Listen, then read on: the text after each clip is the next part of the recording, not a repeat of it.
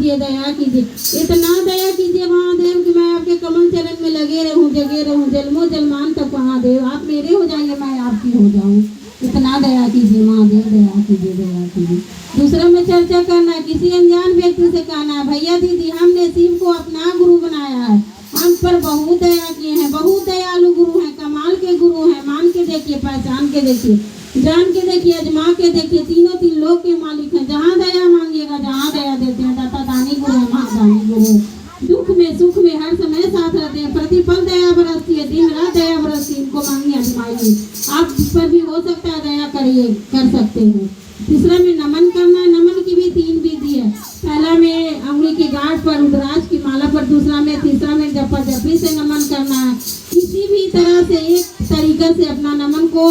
रात में या दिन में जब समय मिले तब अपना नमन कीजिए और महेश्वर के चरणों में प्रणाम किया कीजिए। फिर से अपने शिव गुरु के चरणों में प्रणाम करती हूँ, माता गौरी पार्वती के भी चरणों में प्रणाम करती हूँ, बड़े साहेब दीदी को भी चरणों में प्रणाम करती हूँ, मेरा प्रणाम को स्वीकार कीजिए।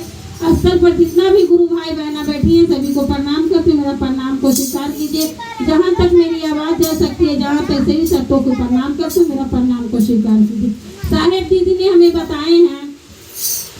हमारे यहाँ लोग बहुत मतलब रांची में भी जाते रहते हैं हमेशा, हम लोग ऐसे मतलब चर्चा हम लोग यहाँ नहीं होता है, जैसे अपना हर देश का अपना अपना नियम है। साहेब दीदी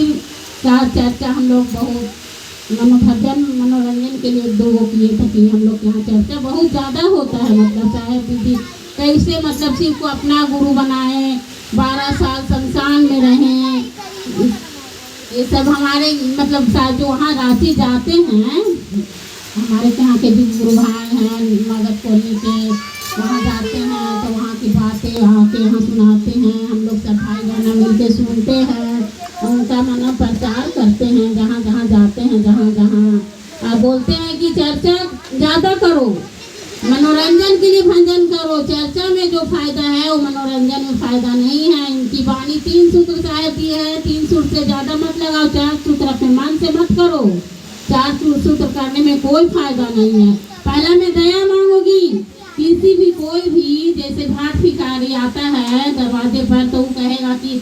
भिक्षा दे रहा, हमारा भिक्षा देगा, तो हम भिक्षा नहीं देंगे, कहेगा मैं यहाँ भिक्षा दे रहा, तो जरूर भिक्षा देंगे ना, भिक्षा बेचारा भूखा है प्यासा है तो उसको हम भिक्षा दे देते हैं। और चर्चा भी करना है तो चर्चा देखिए, दूसरा आदमी कोई कहता है कि हमको स्टेशन जाना है भैया, हमको नहीं देखा हुआ है, आप बता दीजिए, तो हम कहेंगे देखिए ये रास्ता से चल जाइए, इससे दाएं मुड़िएगा बाएं मुड़िएगा तो आप स्टेशन पहुंच जाएंगे, तो उसको कहेगा कि नहीं भाई दीदी हमको नहीं देखा हुआ, आप जरा साथ चलिए, तो उसके साथ मानते हम चले गए, उसको बता दिए, तो उसके भला ही में मेरा भला है, अपने आप में भला करने से भला नहीं होता है।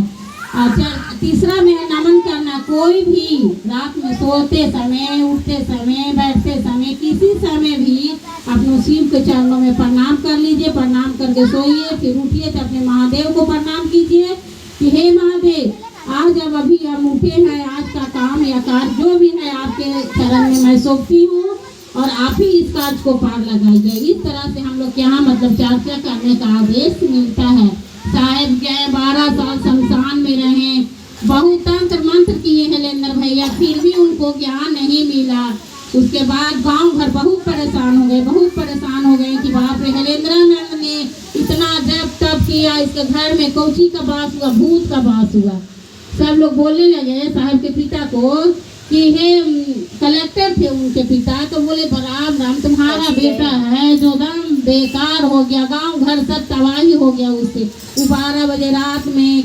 मतलब कि सब सो जाते थे तो बेड पर क्या करते, 2 तकिया लगा के और सफेदी बिछा के उड़ा देते थे रात में, मतलब दरवाजा धीरे से खोल के और शमशान में जाते थे 12 बजे रात को, जब तब सीखने के लिए, तंत्र मंत्र सीखने के लिए। मुझे बड़ा गजब के बात उनके पिता ने, उनकी माँ ने देख लिया तो उनके पिता से बोले कि बेटा तो आप तो कलेक्टर हैं, लेकिन बेटा एकदम बेकहल हो गया, गांव घर को लोग कहते हैं तो हमको बहुत शर्मिंदा लगता है, एक काम कीजिए कि इनको शादी कर दो तो बहू घर में आ जाएगी तो मतलब समझदार हो जाएगा।